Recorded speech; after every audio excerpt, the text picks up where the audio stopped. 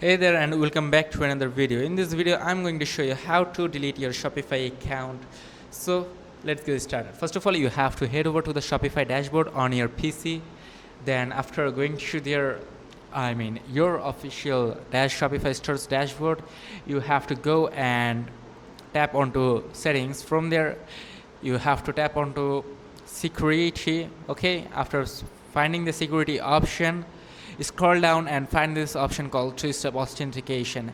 Make sure to turn off two-step authentication, and also make sure to turn off that all the apps like CJ dropshipping or anything else you have connected with your store.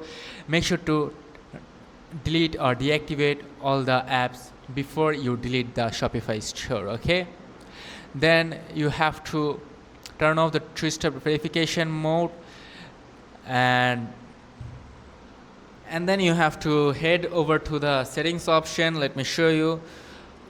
You have to head over to the settings option, this one, and after clicking on settings you have to tap on the plan. After clicking on plan, you can see this option called deactivate trial. You just have to tap on to deactivate trial and then confirm all the prompts Shopify asked to you, and that's it. Now delete your account, like tap on to deactivate trial again.